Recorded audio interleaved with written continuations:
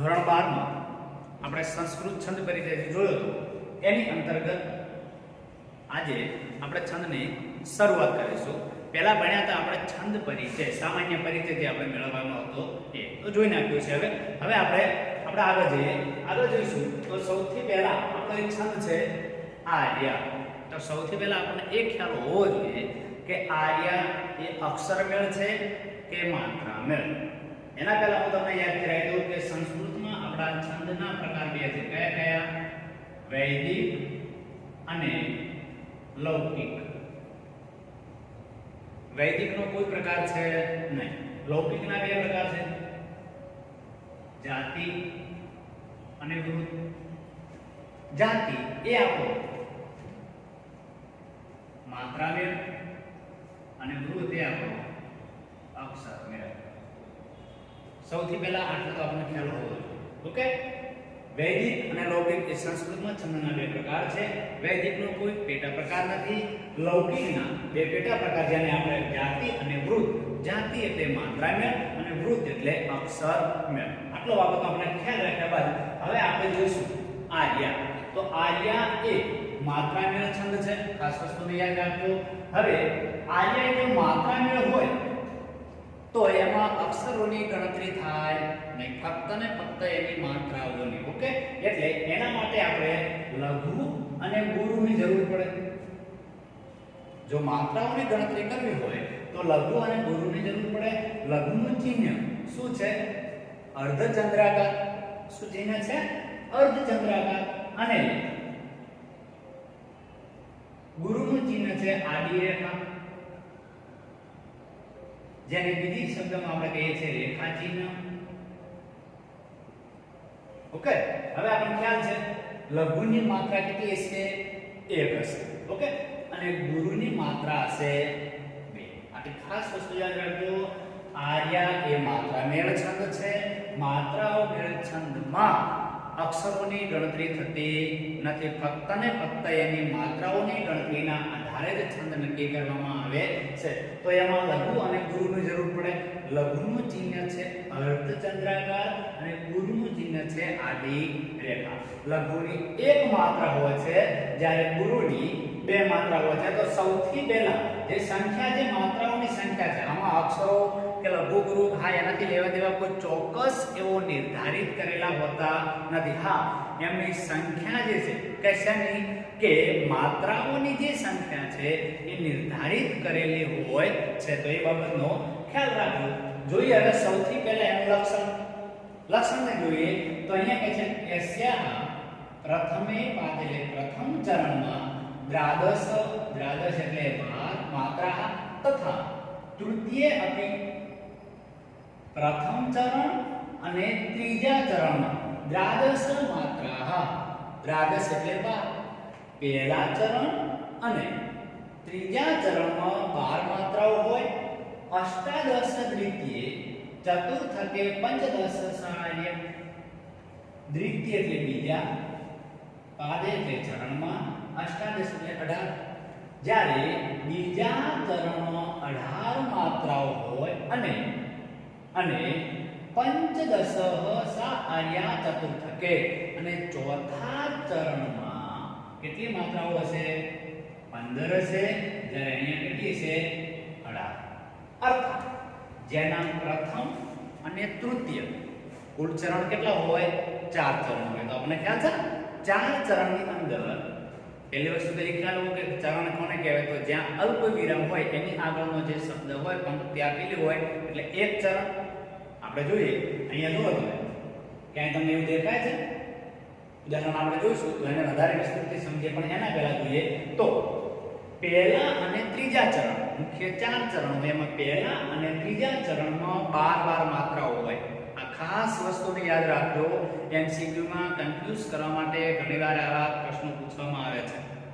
પહેલા ચરણમાં કેટલી હોય, બીજા ચરણમાં કેટલી હોય, ત્રીજા ચરણમાં કેટલી હોય અને ચોથા ચરણમાં કેટલી માત્રાઓ હોય છે? તો જોઈએ પહેલા અને ત્રીજા ચરણમાં 12 માત્રાઓ હશે, જ્યારે બીજા ચરણમાં 18 માત્રાઓ અને ચોથા ચરણમાં 15 માત્રાઓ હોય।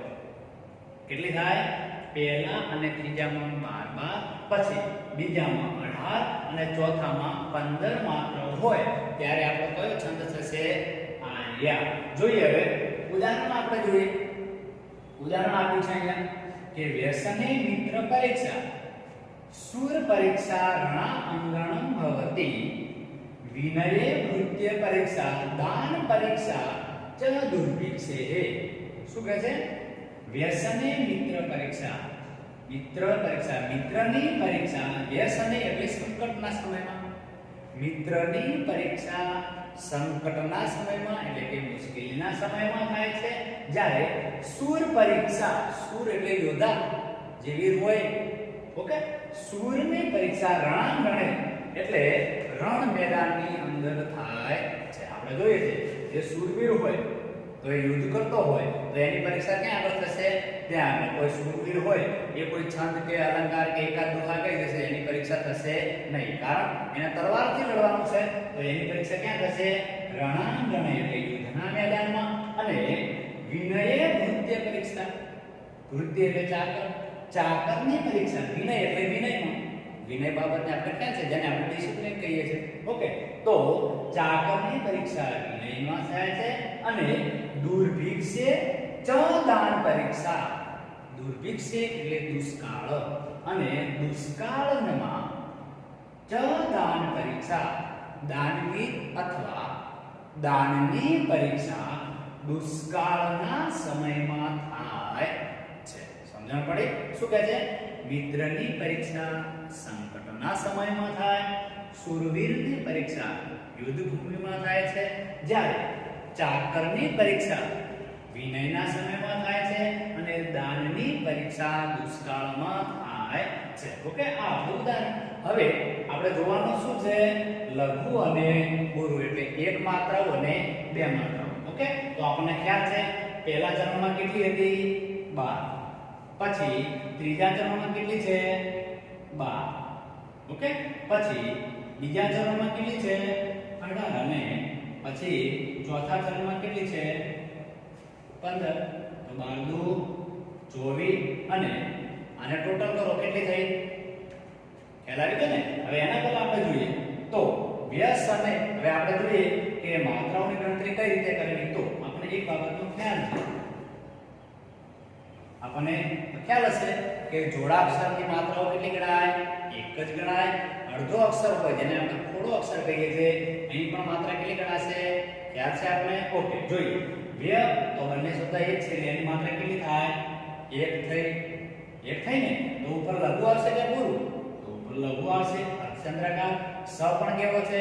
એ પણ લઘુ છે, એની પણ એક માત્રા. ને એની ઉપર શું છે? આપણે જોઈએ છે તેની માત્રા કેટલી થઈ એટલે એ કેવો થશે? ગુરુ થશે. ઓકે, તો કેટલી માત્રાઓ થઈ? 2 2 4 માત્રાઓ. પછી મિત્ર તો અહીંયા એક રસો એ જોવો તો તમને ખ્યાલ આવશે લઘુ છે કે ગુરુ? તો ગુરુ છે. પછી લઘુ છે, પછી લઘુ છે, પછી ગુરુ છે અને ગુરુ છે. હવે આપણે શું કહે છે? પહેલા અને ત્રીજા ચરણમાં કેટલી માત્રાઓ હોય? 12. તો જોઈએ 12 માત્રાઓ આપણે કેટલી થાય છે? 2 4 6 8 10 11 ને 12. તો આપણું એક ચરણ અહીંયા શું થાય છે? પૂરું થાય છે. એટલે આપણી 12 માત્રાઓ થઈ ગઈ. પહેલા ચરણમાં 12 થઈ ગઈ. હવે કયા ચરણમાં વળે પાછી જોવાની છે? શું કહે છે? એશિયા પ્રથમમાં પહેલા અને ત્રીજા. તો પહેલા ચરણમાં જો 12 માત્રાઓ થઈ તો હવે ત્રીજું ચરણ આપણું ક્યાં હશે? અહીંયા હશે. અહીંયા હશે ને? તો હવે અહીંયા જોઈએ તો અહીંયા બે થાય છે કે નહીં થાય? તો જોઈએ 1 2 3 એટલે કે જો 1 અહીંયા લઘુ લઘુ ગુરુ, પછી ગુરુ, પછી હવે જો અહીંયા પણ જોડાક્ષર છે તો આપણું લઘુ થશે. પછી અહીંયા પણ શું થશે? લઘુ થશે. અહીંયા પણ શું થશે? ગુરુ થશે. અને અહીંયા પણ શું થશે? ગુરુ થશે. 2 4 6 8 10 11 ને 12. તો આપણે વ્યાખ્યા શું કહે છે? પહેલા અને ત્રીજા ચરણમાં 12 માત્રાઓ હોય તો આપણે જોયું પહેલા ચરણમાં 12 થઈ ગઈ અને ત્રીજા ચરણમાં પણ આ એક ચરણ, આ ત્રીજું ચરણ, આ બીજું ચરણ અને આ આપણું ચોથું ચરણ. તો પહેલા અને ત્રીજા ચરણમાં 12 માત્રાઓ હોય તો આ બંનેમાં તો 12 માત્રાઓ થઈ ગઈ. છતાં તમારી જોડે પાઠ્યપુસ્તક છે એની અંદર જોઈ લેવાનું. ઓકે, હવે બીજા ચરણમાં જો તો બીજા ચરણમાં આપણે કેટલી માત્રાઓ થાય? બીજા ચરણમાં કેટલી માત્રાઓ થશે? 18. ઓકે, જોઈએ આમાં તો તો અહીંયા જોશો આપણે સમયના ભાવે મેં અંદરથી કલર કરી નાખ્યું છે તો ગુરુ લઘુ લઘુ ગુરુ ગુરુ 2 4 6 અને 8 પછી જોઈએ ર અહીં પણ લઘુ છે પછી ગુરુ છે પછી અહીંયા તમે જોશો ડ અને અ આ ઘણીવાર વંચાવવામાં તકલીફ થતી હોય છે વિદ્યાર્થીઓને તો આપણે જોઈએ છે ઘણા આને શું મળે છે રણા અંગણે અહીંયા એને અંગ વંચાય છે શું વંચાય છે અંગ આપણે જોઈએ છે ગુજરાતીમાં આપણે શંકર કેવી રીતે લખીએ છીએ આ રીતે લખીએ છીએ પણ સંસ્કૃતમાં શંકર એવી રીતે લખાતું નથી આપણે જોઈએ છે તો ઘણા શું વાંચે છે સડંકર શું વાંચે સડંકર પણ સડંકર છે અહીંયા આપણો શું છે અંગ છે શું છે આપણો અંગ છે જોઈએ એ બાબતને ઓકે આગળ હવે તો તમે જોશો તો કે અહીંયા એક માત્રા છે આ બે માત્રા અને આ બંનેનો જોઈન્ટ છે એટલે એક માત્રા થશે અને અહીંયા બે માત્રાઓ તો જો લઘુ અને ગુરુ પછી લઘુ લઘુ અને ગુરુ તો 2 4 6 8 9 10 11 12 13 14 15 16 17 ને 18 તો આપણે જોયું તો કે બીજા ચરણમાં કેટલી માત્રાઓ હશે 18 માત્રાઓ હોવી જોઈએ તો થઈ ગઈ હવે ચોથું ચરણ આપણે ગણવાનું છે તો એમાં કેટલી માત્રાઓ હોવી જોઈએ 15 ઓકે જોઈએ અહીંયા જોઈએ તો ગુરુ છે લઘુ છે લઘુ છે ગુરુ છે ગુરુ છે લઘુ છે પછી ગુરુ છે અને ગુરુ છે હવે એની માત્રાઓ ગણીએ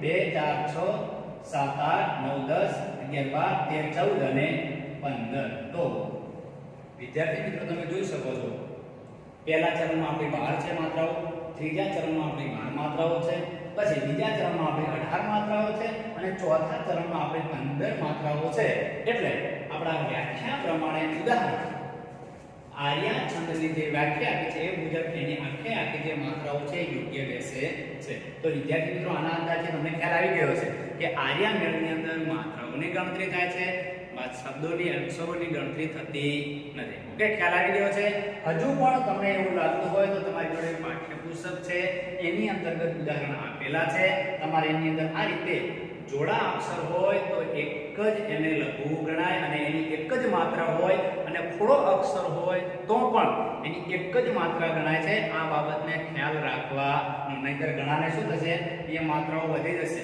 પણ આ બે નિયમોને યાદ રાખવાના છે હવે પછીનો જે આપણો નેક્સ્ટ લેક્ચર હશે એની અંદર આપણે જે ભણવાનું છે શીખરેણી તો શીખરેણી એ અક્ષર મેળ છે એમાં માત્રાઓ ગણવાની નથી એમાં પાછું શું ગણવાનું છે અક્ષર મેળ ગણવાનું ઓકે તો આશા રાખું છું તમને આમાં ખ્યાલ આવ્યો હશે અને હજુ પણ તમને કદાચ કોઈ પ્રોબ્લેમ હોય તો પાઠ્યપુસ્તકમાં અથવા બીજી રીતે આપણે ઘણી રીતે આપણે મળીએ છીએ એ રીતે આપણે એની વિસ્તૃત ચર્ચા હજુ પણ વધારે કરીશું તો લાઈક કરો શેર કરો